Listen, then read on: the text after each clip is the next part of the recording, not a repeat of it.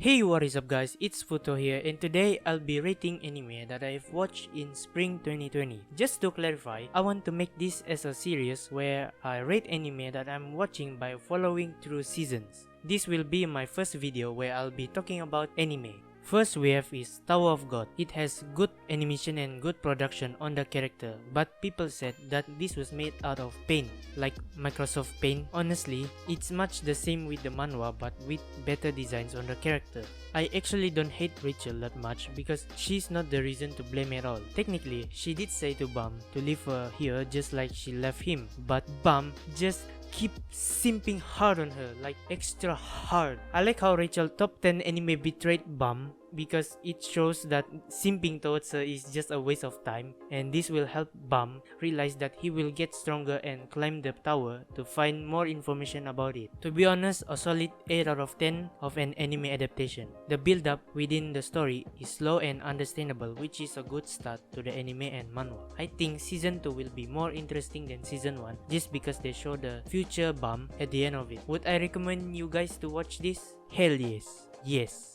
Next is Kaguya-sama Love is War Season 2. This is the continuation of Kaguya-sama Love is War. Honestly, Season 1 was a good start to this show, and Season 2 was wholesome and did an amazing direction on it. It had lots of memes, all the characters was lovable. I didn't hate any characters on this show. Some people hate Chika, but for me, without her, the annoying character in the show would be a disaster. Kaguya was best girl in the show. We had new characters introduced in this season, which is Miko Ino, the misunderstood character, and her best friend Osaragi Kobachi. The ending of it was just unexpected. They credited the staff and voice actors of the show, and I felt just an okay ending, to be honest. I mean, they could just end it with a good ending, but it was just an okay ending. Good thing it wasn't a disappointing ending. To be honest, I'm giving this a 10 out of 10 show because they put too much detail and information on the second season. Yes, I know season 1 was also enjoyable and was better adaptation, but the second season was just something else except for the ending. I recommend you guys to try watching this show and try to understand how good of a show it is.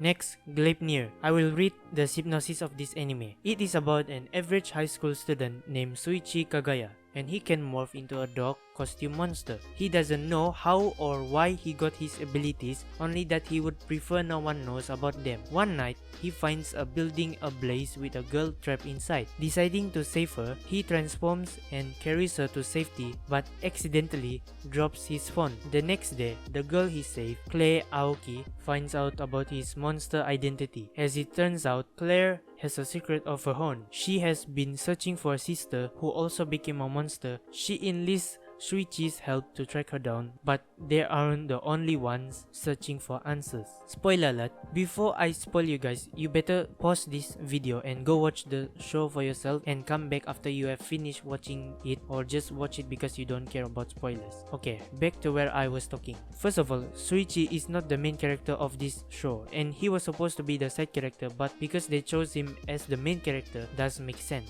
They chose him because he's the type of character that wants to stop this madness of collecting coins and murdering each other just for a coin that can be granted a special power from the alien. Not only that, he lost his memories of his past or what he did in the past. I'm giving this show a 5 out of 10, not because of him not being the main character. It's how this turned into a game of death where people try collecting coins and murdering each other just to get special powers from the alien. I mean, this can just turn out to be a peaceful way of game collecting coins for the alien. That's all, honestly. Next is My Next Life as a Villainess, All Routes Lead to Doom. It is actually a decent reverse harem type of anime. It is about the main character reincarnates into an otome game but is a villain, so she has to avoid routes that lead to her doom. That's all basically. This will be getting a second season. I might give it a try to watch it just like the first season. I'm giving it 7 out of 10 just because it's a wholesome show and the plot changes when she is trying to avoid her doom. The fact that all of the characters that was around her wanted her for themselves, to be honest, and it's actually enjoyable to see.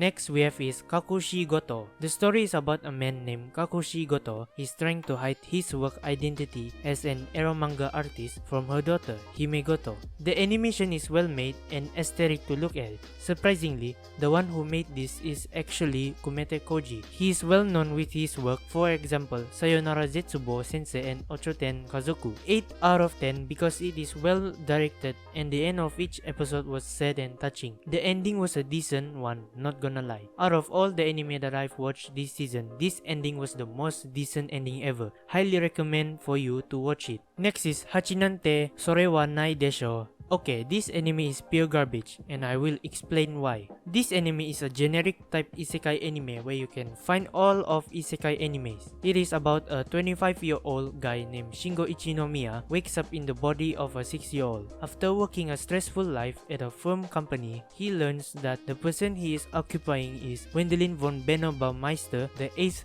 son of a poor noble family. Wendelin strives to change his financial and social status for the better by learning magic and gets recognition by the king. I can tell this is a generic isekai anime, but that is not the reason why I call it pure garbage. The reason I call this show pure garbage is because the story is a bit dull, the animation and CGI was disappointing, they skipped part of the fighting scene, they rushed the anime so bad that the ending was terrible. I give this a bad 3 out of 10 anime just because of low in budget and poor production. Okay, next is Princess Connect Redive. I watched this anime just because of the waifus, not gonna lie. My favorite waifu was Kusano Yui, even though they showed a little bit of glimpse of her in this anime. This is a story where Yuki, the main character of the anime, who lost his memories about his past and he was brought back to life again. In order to bring Yuki's memories back is to meet some new people and make a guild with them. He meets up with 3 other girls, Kokoro the elf loli, Carol the cat girl, and Pecorin the big eater. So the 4 of them form a guild called Gourmet Guild. It is basically where a guild eats some delicious food. Along with the adventures he had with them, slowly but surely he's gaining his memories. The story was wholesome and cute at the same time. Okay, let me tell you, this anime was adapted from a game that was made by Cygames. And if you haven't heard about Cygames, it is a Japanese video game development studio. They produce some games like Grand Blue Fantasy and Shadowverse. I rate it 6 out of 10 because of waifus. The animation was good and cute, and if you guys are finding some cute waifus anime, then I recommend you guys to check this out. Lastly, we have Tsugu Tsugumomo, the second season of Tsugumomo. Honestly, this was way better than season 1. The animation and production, they really gave their effort into this anime, which I enjoy about it, even though it is the most underrated anime this season. The fighting scene was just the best to watch. The first half is about Kazuya and Kiriha just trying to eliminate Amasogi, but the second half of the show turns out to be more interesting story and plot. Gonna give this 7 out of 10 because they really gave all their effort into production and animation on the second half of it to make it look good. The ending was the best cliffhanger of this season. I just hope that the next season will be interesting and eye-catching. There's one more anime that I have watched, but I will explain it in the next video because this is a long video and I have to edit it so much. So yeah, I will explain it in the next video. Oh, the anime is entitled Sing Yesterday for Me. That's all of the anime that I've watched this season. Let me know down in the comments below if you agree or disagree on what I said in this video. Don't forget to like and subscribe to my channel, and I will see you in the next video. Bye bye.